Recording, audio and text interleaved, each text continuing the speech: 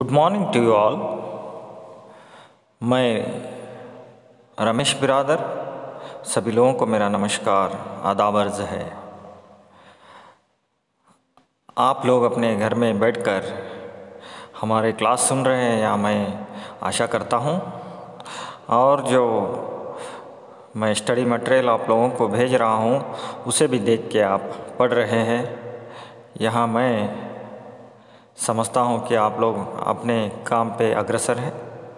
तो आज का इस अंश को यानी दूसरी भाग को हम प्रारंभ करने से पहले आप सभी लोगों से निवेदन करता हूँ कि आप सब लोग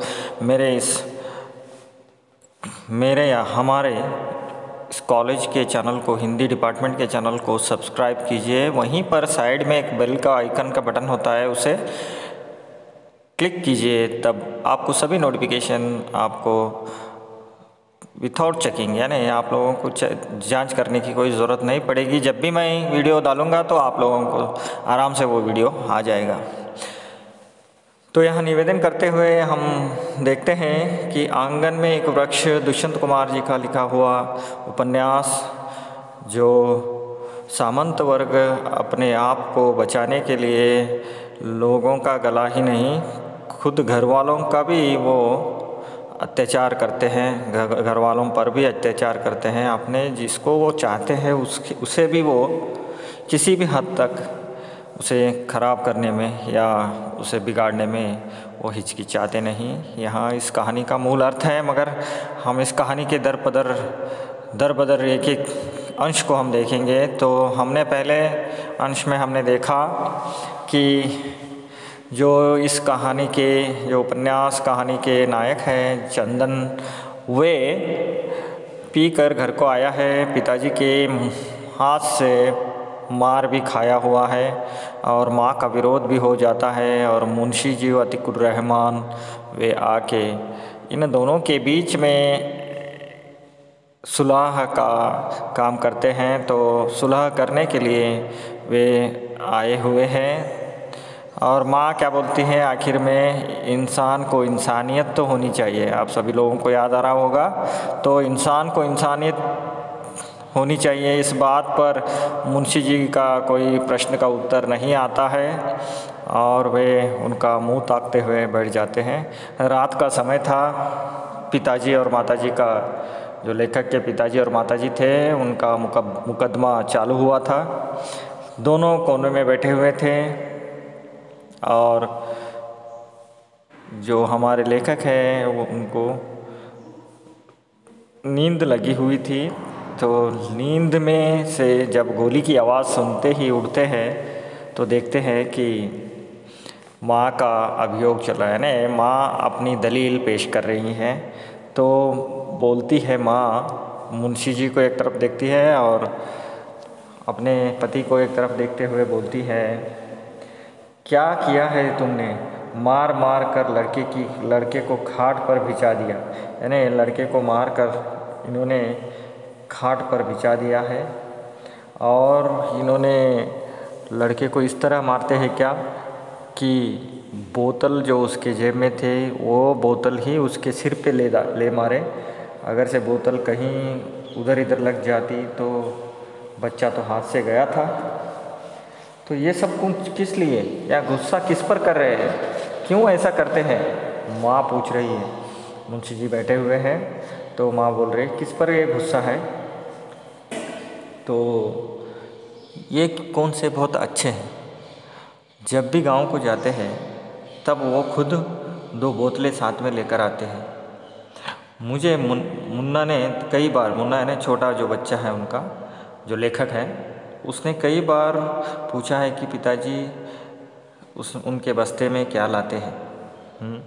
तो वो खुद शराब पीते हैं, वो खुद मज़ा करते हैं। आज अगर से ये वाक़या नहीं होती, ये प्रसंग नहीं होता, तो अभी पी रहे होते, मज़े उड़ा रहे होते। ये कैसे इंसान है, खुद तो मज़ा करते हैं, हाँ, तो अपने बेटों पर वो आशा करते हैं कि वो अच्छे बने। ये कैसी बात हुई? और माँ बोलती है आखिर में, खुद तो उचक्की करते हैं। उनके ही मुंह से मैं, उनके ही बात से मैं, उनके ही मुंह से, यानी उनके ही शब्द मैं आपको सुना रहा हूँ। खुद तो उचक्की करते हैं और लड़के से आशा करते हैं कि साधु बनने की। तब पिताजी गर्म हो उठे और वे भी कहते हैं, जबान बंद कर राक्षस, वरना तेरा मुंह नोच लूँगी। ऐसा वो कहते हैं। तो बहुत क्या बोलते हैं उसे, पिताजी के गुस्से को ताकते हुए माँ फिर उसे जवाब देती है कि मैं तेरी मुंह नोच लूँगी। तू मेरी ममता को नाटक कहता है ना? हाँ, तो मैं अपने बच्चे से मोहब्बत का नाटक करूँगी क्या? हाँ, यहाँ तेरी शायरी या तेरा शऊर यही है क्या? हाँ, तू कैसा पतिता है? हाँ, तू ही तेरे बेटे को इस हालत में होने के लिए जिम्मेदार है। तो वो बोलती है, तूने ही उसे गर्त में डाला है, धकेला है, तुझे ही शर्म आनी चाहिए। तब पिताजी दांत खिचक कर धीरे से बोलते रहते हैं। तो पिताजी के जो भी बात होते हैं वो लेखक को उतने अच्छे से सुनाई नहीं देते। तब फिर भी वो चुप बैठ, ऐसा, तू क्या बोलती है, तू इतना क्यों चिल्ला रही है, ऐसे 2-4 बातें लेखक के कान में पड़ते हैं। तो माँ तो जोर जोर से बात कर रही थी, मगर पिताजी धीरे धीरे से बात कर रहे थे। तब पिताजी को फिर माँ बोलती है, तूने ही चंदन को शराब पीना सिखाया, तूने ही इसे अपने हाथों से डाल कर तूने ही भेजे शराब के बदले। और बिलासपुर के सारे लोग जानते हैं कि तू जब लेखक जवान भी नहीं हुआ था, तूने उसे पास रखने के लिए गांव में नटनियाँ भी बसाई थी। यानी नटनियाँ ने नाचने वाली, जो पहले के ज़माने में नाचने वाले हर गांव में जाते थे और वहीं पर वो बस जाते थे, थोड़ा दिन रहते थे, फिर उनके जो आश्रयदाता होते थे उनके पास पैसे ख़त्म हुए, फिर दूसरे गांव को जाते थे, तो ऐसे उनके नटनियाँ कहते हैं। तो नटनियाँ भी तूने इसके लिए बसवाई थी और आज मुझे आंखें दिखाता है, मैं इनसे से नहीं डरूंगी। हाँ, और तूने ही तो मुरली नट को बुलाकर अपनी बेटी को चंदन पर डोरे डालने के लिए कहा था। हाँ, तुमने ही सब कुछ किया था, फिर तू ही आज बड़ी बड़ी बात करता है। हाँ, तब सब तरफ खामोशी छा जाती है, कोई नहीं बोलता। मुंशी जी भी कुछ नहीं बोलते। फिर बाद में जो ठाकुर जी है, यानी लेखक के पिताजी है, उनका सिसकने की आवाज़ सुनाई देती है और वो रोने लगते हैं शायद। तो रोते रोते वो कुछ बोलते हैं, वो जो इसे लेखक को सुनाई नहीं देता। तो यहाँ पर मुंशी जी तो इस समय पिताजी की तरफ हो जाते हैं। तो वहाँ पर वो बोलते हैं कि नहीं, जो भी ठाकुर साहब ने किया है वो हम आप लोगों की भलाई के लिए किया है। यानी आप लोगों को जो यहाँ जो अच्छा सा जीवन देने के लिए किया है, और यहाँ पर उनका करने का एक मतलब है। हाँ, तो वो जो किया था वो उस समय में वो सही था, ऐसा वो माँ को समझाते हैं। और कुछ ऐसी बातें बोलते हैं कि माँ भी चुप हो जाती है और सब लोग एकदम सन्नाटा छा जाता है। और मुंशी जी जो थे, जज के राह पर रहते हुए भी आज माँ का पक्ष न लेकर वे पिताजी का पक्ष लेते हैं। यानी जो जिस समय में ये सब कुछ करना था उस समय का वे बात को याद करते हुए अब माँ को समझाते हैं।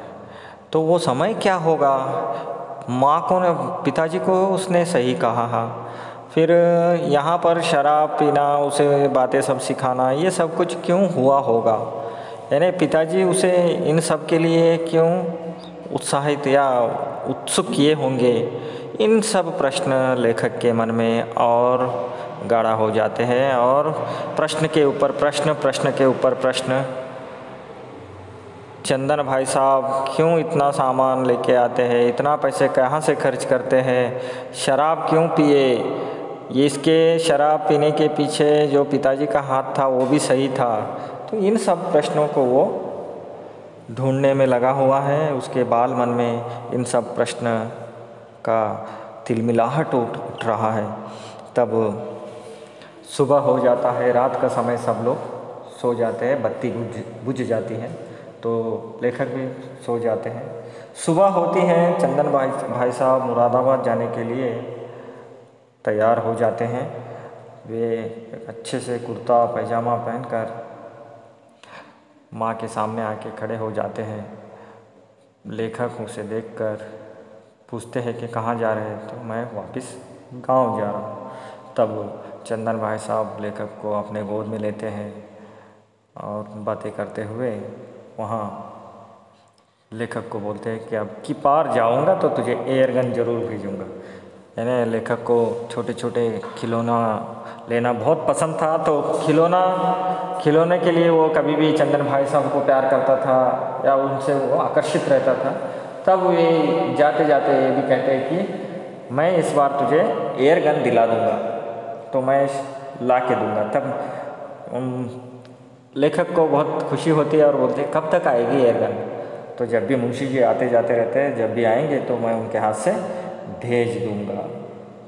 तभी देखते हैं कि सभी उसके जो यादराम, जो चंदन का नौकर है, यहाँ पर काम करने वाला, वो सभी सामानों को बंद कर आंगन में रख देता है और माँ के पास चंदन जाकर उनके पैर छूकर प्रणाम करता है और माँ भी उसे अपने सीने से लगाती है।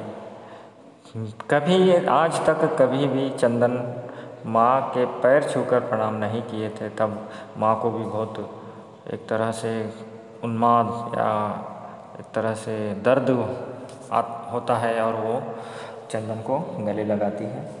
और एक क्षण में शायद एक क्षण लेखक सोचते हैं कि बीजी कहने वाले अभी माँ का चरण छुआ, तो क्यों ऐसा सब कुछ बदल गया है। तो यहाँ सोचते हैं और लेखक अपने आप में गुमसुम रहते हैं। चंदन भाई साहब जा रहे हैं। तब माँ के बारे में चंदन धीमी आवाज़ में बोलता है कि बीजी, मैंने सोचा है मैं यहाँ पर कभी नहीं आऊँगा, मैं वापस कभी नहीं आऊँगा। तो यहाँ बोलकर वहाँ निकल जाता है। इधर लेखक सोचता है कि मेरा एयरगन इतने दिनों में आएगा, उतने दिनों में आएगा, मेरा एयरगन चंदन भाई साहब लेके आएंगे, सब बोलते हैं। तब माँ एक क्षण पुचक्कर बोलती है, कह रहा था चंदन कि वो कभी नहीं आएगा। तब लेखक, ऐसा कैसा हो सकता है, वो तो मुझे एयरगन ला के देने की बात कहे हैं, वो कैसे नहीं आ सकते, आते ही, ऐसा वो बोल रहा था कि चंदन जाकर आधे रास्ते से वापस आ जाता है, आके सामने ठहर जाता है। तब सब लोग फिर आश्चर्यचकित हो जाते हैं, अरे चंदन तू वापस आया। तब बीजी को वो बोलता है कि बीजी, मैंने सोचा था कि आपके लिए मैं कपड़ों के कुछ टुकड़े लेकर आया था, तो उसे मैं आपको देने के लिए लाया था। तो यानी उसे वो क्या कहते हैं उसको, कुछ उसका नाम धोतिया लाया था, जो तुम नहीं खरीदते हो, तो मैं इसलिए तुम्हें देने के लिए वापस आया हूँ, भूल कर लेके जा रहा था। तो माँ कुछ और कहती तो चंदन वहाँ से निकल गया, वहाँ से फिर वो वापस निकल गया।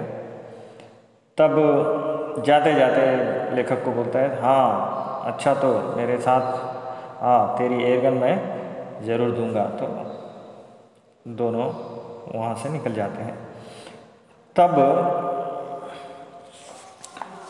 लेखक के मन में और कई प्रश्न उठते हैं कि माँ और पिताजी के झगड़े में उस दिन भाई साहब को गांव के लोग बाहर तक विदा कर लौटते थे, बातचीत करते थे, आए दिन घटती घटनाओं के बारे में वो बोलते थे। यानी गांव के लोग जो उस दिन की जो बात हुई वो हर बार पूरे गांव में उधर इधर बातें होने लगी थी। तो एक प्रसंग वो याद करते हैं कि एक बार देवी सहाय और ओखा जी, जो उनके ही घर में वो काम करते हैं, तो चंदन और देवी सहाय दोनों मिलकर ओखा जी को अफीम का गोली खिलाई थी चोरी से, या गलती से उन्हें अफीम की गोली खिलाई थी। और अपने घर के छत के ऊपर उन्हें सुलाने जब भेजते हैं, तब वो उसके साथ उसके पाँव के जूतों को निकालकर उसके खाट को बांध देते हैं और उन्हें सताते हैं। तब वो जूते उधर बांध देते हैं। तब ओखो जी उठकर बोलता है कि अरे भगवान, तुझे मेरे जूते ही चाहिए थे, मुरादाबाद में इतनी बड़ी दौलत है, आलीशान मकान है। ओखो जी वो बोलता है कि मेरे ही जूते तुझे चाहिए, ले ले। ऐसा वो बोलने पर फिर लेखक के मन में एक प्रश्न उठता है कि मुरादाबाद में इनका इतना बड़ा दौलत कहाँ से आया। हाँ, तब उसे और यहाँ बात भी कल्याण चाचा से पता चल जाता है कि मुंशी जी जो है वो उनके पिताजी के नौकर नहीं, बल्कि चंदन भाई साहब के नौकर। तो यहाँ सभी बातें जो उन्हें पता चल जाती है तो उन्हें बहुत ही परेशान करते थे। इस समस्या का समाधान सुलझाने के लिए वे बहुत प्रयत्न किए, मगर जितने सुलझाना चाहिए उतनी उलझती गई। और इसके लिए वे बिलासपुर तक भी नज़र दौड़ाई, मगर नए प्रश्न ही पैदा हुए, मगर उनका प्रश्न का आंसर नहीं मिला। यानी यहाँ पर लेखक जानना चाहते हैं कि चंदन कौन है, वो बिलासपुर में क्यों रहता है, और बिलासपुर में जो उनकी जो परवरिश करता है वो कौन है, वो क्यों उनकी परवरिश करते हैं। यहाँ सब कुछ बातें। और अभी हमने देखा कि लेखक जो चंदन को कुछ भी करने पर भी कुछ क्यों नहीं कहते, और इनके पास इतने पैसे कहाँ से आए, और भैना जी जो इनकी परवरिश करती वो कहाँ से आई। इन सभी प्रश्न का उत्तर चंदन पाना चाहता है, मगर उसका उत्तर पाना है तो हमें अगला अंश ही देखना पड़ेगा। अगला अंश हम अगले पार्ट में हम देखेंगे, यानी अगले क्लास में हम अगला अंश देखेंगे। तो इस अंश में हमने देखा कि चंदन जो है गांव से अपने गांव को वापस आ रहा है। जब भी आता है तो क्या परिस्थितियां होती है गांव में, और क्या घटना घटी, और वो वापस अपने गांव को जा रहा है। तो यहाँ तक हमने सीखा। फिर अगले अंश में हम देखेंगे कि क्यों ऐसा सब कुछ हुआ। तो इसके लिए लेखक को आंसर मिला, किस तरह से मिला, तो भी किस तरह से मिला, उनको प्रश्न का उत्तर किस तरह से मिला, इन सब के बारे में हम अगली बार देखेंगे, अगले क्लास में देखेंगे। तब तक के लिए आप अपने घर में रहिए और सुरक्षित रहिए। जय हिंद, जय भारत।